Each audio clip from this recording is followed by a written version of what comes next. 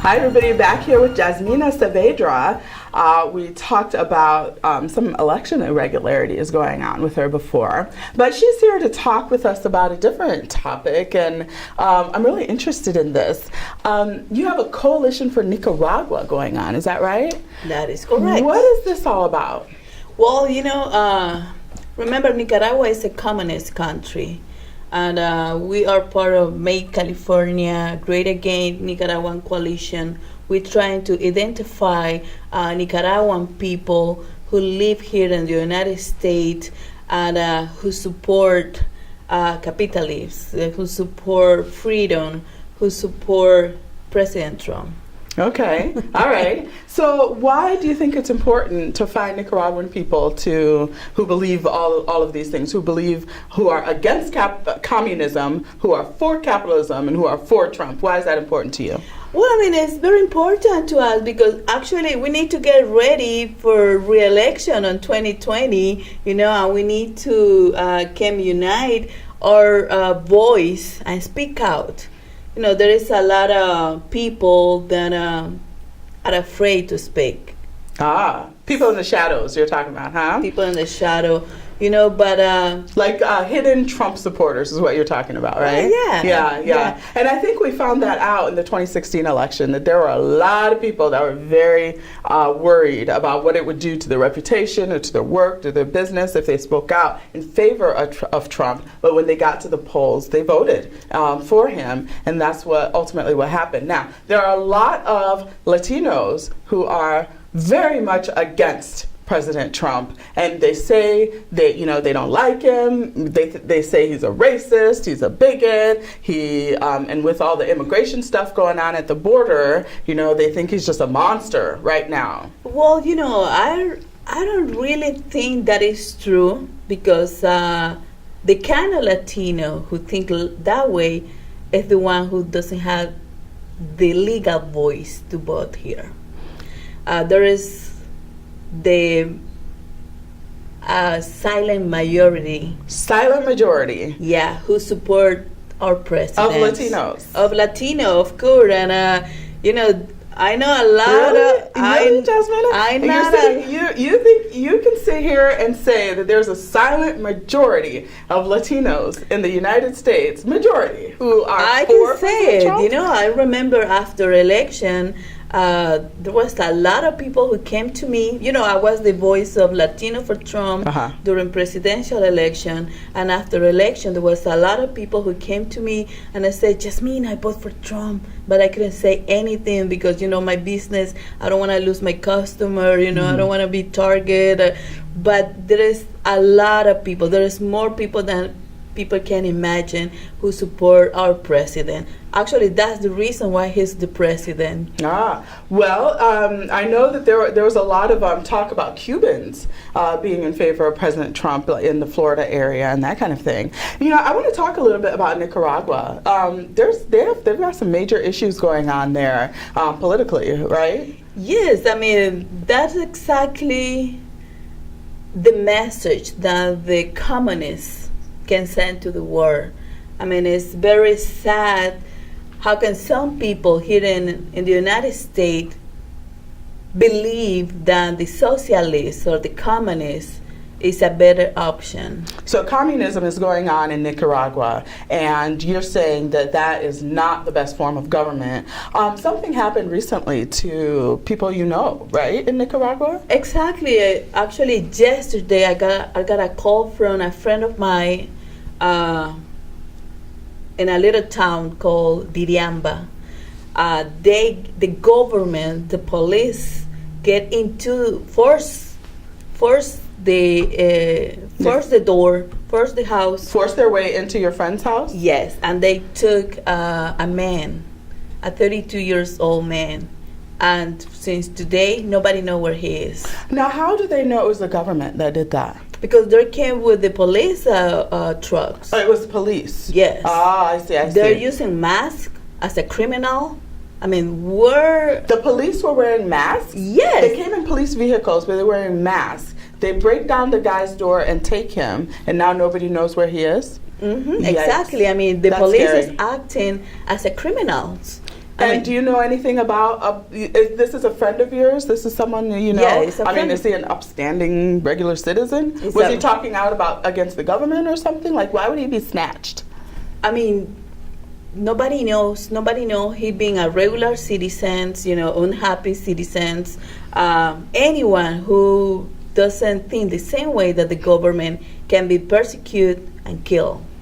So you think the government of Nicaragua is persecuting and killing people right now, and that's part of the problem that you have there as a communistic government there? That's what they're doing, They take away your freedom of speech, your way of think. They have your own thinking, your own opinion, and they take away the arms. That's why for me here in the United States, it's very important to me to defend and to keep our First and our Second Amendment, because that's what happened with the people doesn't have the weapon to defend themselves, even from the government. You're from Nicaragua? I'm from Nicaragua. Were you born there? I born there. My first 18 years and a half, I lived in Nicaragua for 18 and a half years. Yes. And you came to the U.S. legally? Legally, exactly. I came legally. My family waited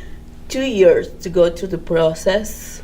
Actually, I'm against illegal immigration, because when I ran away from Nicaragua, it was to feel safe. But when we have an open border, there is no way that people can feel safe, because we don't know what kind of person is getting into this country. The big discussion right now is separation of families at the border, of people with children allegedly having their children taken away while they're being detained, while the adults are being detained. The Trump administration has since, President Trump signed an executive order to make it so that some of those families will be reunited again. There are a lot of people very angry at President Trump right now for allowing children to be separated from families at the border. What are your thoughts on that? Well, first of all, President Trump didn't start that law when they separate the family. It did happen under the previous president as well. Exactly. Mm-hmm. And I believe the family are the one who make the decision to put themselves in that situation.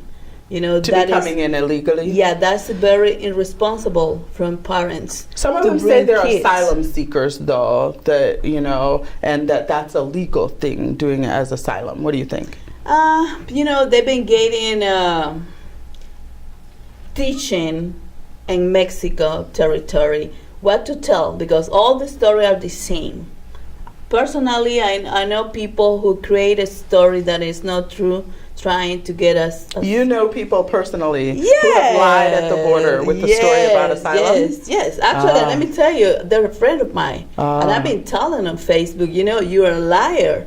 Because I don't even know why you came to the United States with a kid. Now we have to take care of your kids. Now we have to take care of you. And now you get pregnant. And now we're going to take care of your next kid. Some people have no problem with that. I do have a problem. They say that these people are coming to get a better life because their life is so miserable. You talk about Nicaragua, how horrible it is. And, people are coming here just to find a better life. Well, I get out from Nicaragua to get a better life.